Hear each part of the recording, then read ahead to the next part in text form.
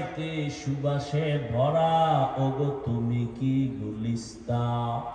মাটি জবান দিয়া আওয়াজ দিল, কহিল সব কিছু আমি নহি, আমি অতি নিচু মাটি। ফুলের সাথে থাকিয়া তাহার সুবাসে হইলাম খাঁটি। সাদি প্রশ্ন করলেন, এই মাটি তুমি আতর দা নাকি মেশকো নাকি আম্বর? মাটি বলে কিছুই না, তো এত ঘ্রাণ কেন? মাটি বলে আমি একটা ফুলের গাছের গোড়ায় থাকার কারণে ঘ্রাণ আমার মধ্যে চলে আসে।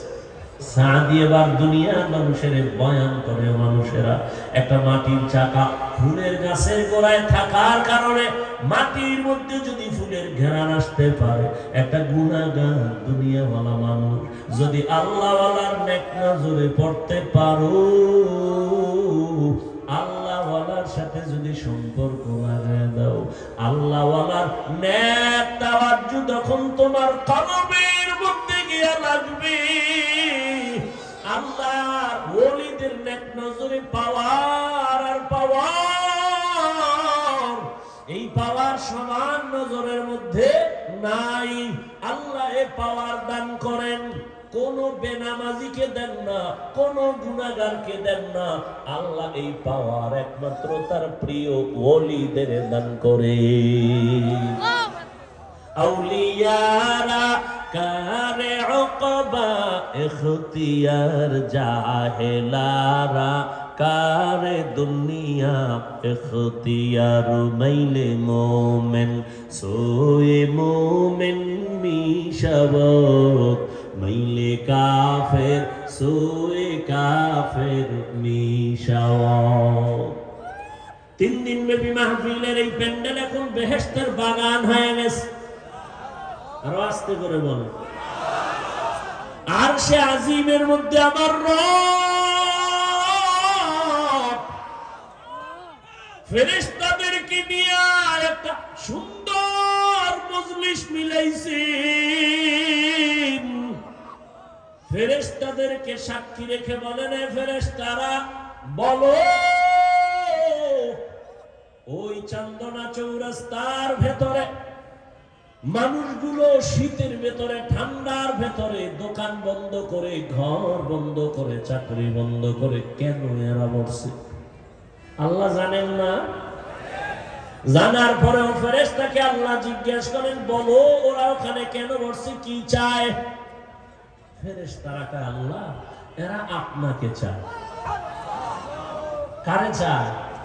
ইয়া ইলাহি তু মেরা মাবুদ है, या इलाही तू मेरा माशूक है, या इलाही मुझसे मुझको दूर कर, ताकि देखो मुझ में तुझको एक नजर। या इलाही तू मेरा माबूद है, या इलाही तू मेरा माशूक है। ফেরেশতারা কি চায়? বলে, ও আল্লাহ এরা কিছুই চায় না, টাকা চায় না, বাড়ি চায় না, গাড়ি চায় না, কিচ্ছু চায় না, তোমাকে চায়। কয় আল্লাহ তোমার বানানো শান্তির ঠিকানা তারা জান্নাত চায়। সুবহানাল্লাহ। ফেরেশতারা বলেন, হে আল্লাহ এই বান্দাগুলো তোমার বানানো শাস্তির ঠিকানা জাহান্নাম থেকে সবাই মুক্তি চায়। আল্লাহ বলেন, ও ফেরেশতারা এরা আমি আল্লাহকে কোনদিন দেখছিনি বলো?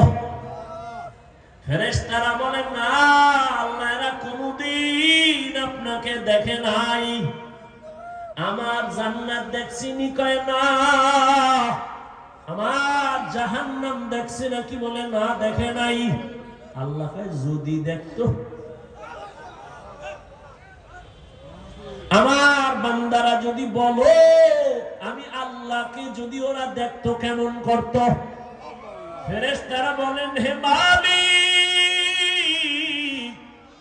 তোমাকে যদি একবার দেখতো রব্বে কারার হয়ে যাইতো। তোমাকে পাওয়ার জন্য পাগলের মতো তারা ছুটতো। আমার জান্নাত যদি দেখতো কেমন করতো, ফেরেশতারা বলে এরা পাগলের মতো হয়ে যাইতো জান্নাতে ঢোকার জন্য। আমার জাহান্নাম যদি দেখতো কি করতো, ফেরেশতারা বলেন হে আল্লাহ, আপনার জাহান্নাম দেখলে জাহান্নামের আগুনের ভয় এরা জীবন দিয়ে পালাবার জন্য পাগল হয়ে দৌড়াইতো। আল্লাহ বলেন ফেরেশতা সাক্ষী থাক,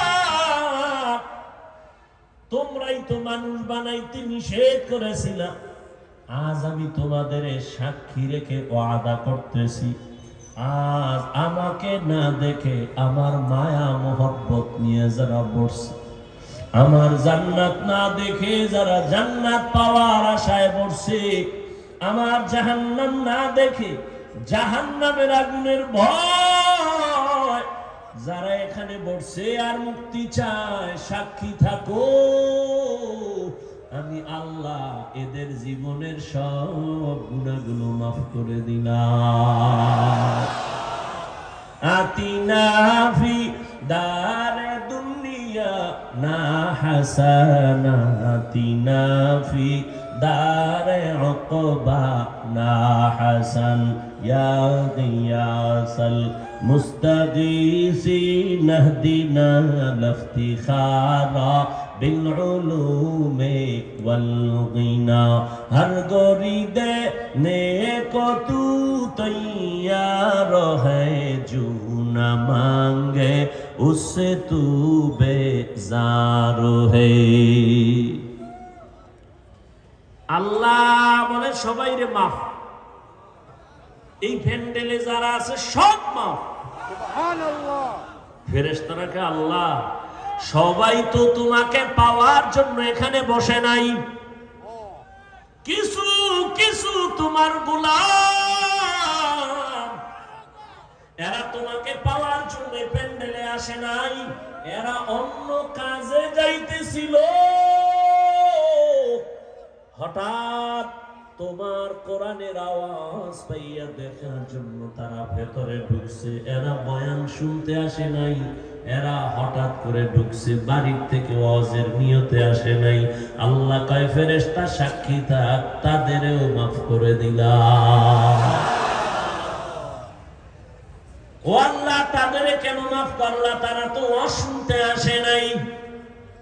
আল্লাহ কয় আবার আশিকদের আমি বড় মুহাব্বতের নজর করে দেখেছি, আমারে যারা না দেখি আমাকে পাওয়ার জন্য পাগল,